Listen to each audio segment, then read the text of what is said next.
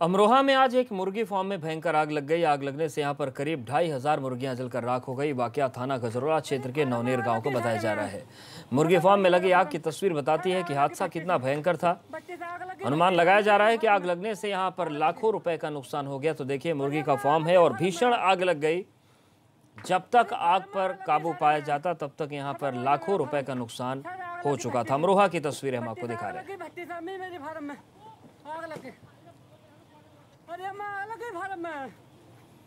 तो आग लगते ही अफरा तफरी का माहौल मच गया। हालांकि स्थानीय स्तर पर आग बुझाने की कोशिश हुई, लेकिन काफी देर हो चुकी थी। उत्तर प्रदेश के बाढ़ग्रस्त क्षेत्रों के लिए सरकार ने कमर कस ली है और यही वजह है कि उत्तर प्रदेश सरकार के बाढ़ नियंत्रण और राजस्व मंत्री विजय कश्यप ने सहारनपुर में शिवालिक की पहाड़ियों का औचक निरीक्षण किया। दौरे पर आए मंत्री ने यमुना तट पर हो रहे कार्यों का निरीक्षण किया। उन्होंने मानसून की बारिश को देखते हुए जल्द से जल्द कार्य पूर्ण होने की सिंचाई विभाग के अधिकारियों को निर्देश दिए। तो मानसून की दस्तक के मद्देनजर मंत्री ने औचक निरीक्षण किया और अधिकारियों को निर्देश दिए।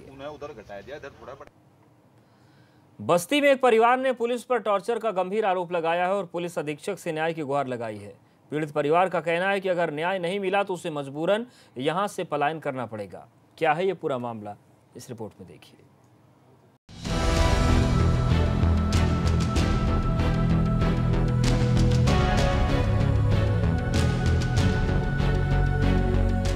ठीक से चलने फिरने में लाचार इस शख्स और इसके परिवार को देखकर किसी को भी इनकी लाचारगी पर दया आ जाए।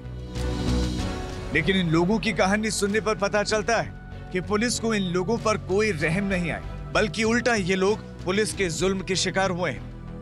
नाम है मोहम्मद अफजल, जिनका कहना है कि जालसाज महिला की झूठी रिपोर्ट के आधार पर पुलिस ने उनके और उनके पूरे परिवार के साथ बहुत अन्याय किया है।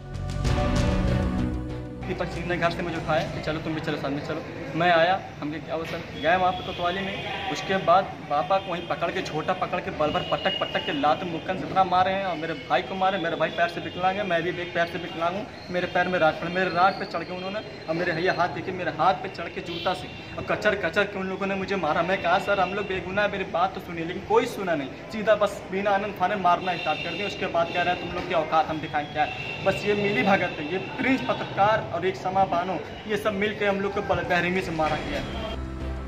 मोहम्मद अफजाल के मुताबिक थक हार कर पुलिस इस बर्बरता के खिलाफ एसपी से मिलकर उन्हें न्याय की गुहार लगानी पड़ी, जिसके बाद एसपी ने जांच बिठा देने और कार्रवाई की बात कही है। ये कोतवाली क्षेत्र में था, सोनीपत चौकी क्षेत्र में दो व्यक्तियों के द्वारा ये आरोप लगाया गया कि एक महिला के साथ में उनका पहले संबंध हो गया था और इसके साथ में कांशीराम जो आवास योजना है उसमें वो महिला पिछले 4-5 साल से रह रही थी। उसके बाद में जो जिस व्यक्ति के साथ में रह रही थी उसको जो पता चला है कि इसका और भी व्यक्तियों के साथ में संबंध रहा है और इस तरह की चीज़ें हैं, तो उसके बाद में उसको तलाक दे दिया। लेकिन वो महिला उसको छोड़ना नहीं चाहती। इसी के बारे में थाना कोतवाली में दोनों पक्षों के द्वारा एप्लीकेशन दिया गया, जिससे वहाँ की पुलिस इसमें जाँच कर रही है। इसमें क्षेत्राधिकारी सदर है, उनको जाँच दिया गया है और जो भी जांच में जो तथ्य आएंगे उनके आधार पर आगे कुछ नहीं करेंगे। पीड़ित का कहना है कि दबंग और संवेदनहीन दरोगा ने इतनी बेदर्दी से मारा कि उनके बूढ़े पिता असलम के पैर में गंभीर चोट आई है। पीड़ित परिवार दबंग दरोगा के जुल्म से परेशान और हैरत में है। परिवार का कहना है कि अगर न्याय नहीं मिला तो मजबूरी में यहां से पलायन करना पड़ेगा।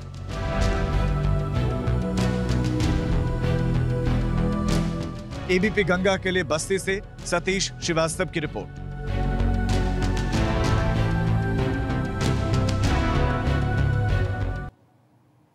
हमीरपुर में पुलिस ने एक ऐसे साधु को हिरासत में लिया जो धरती के अंदर समाधि लेने जा रहा था। हैरत तो ये कि भारी संख्या में लोग साधु की समाधि का दर्शन करने के लिए वहां मौजूद थे। आखिर वो साधु क्यों लेना चाहता था समाधि, इस रिपोर्ट में देखिए।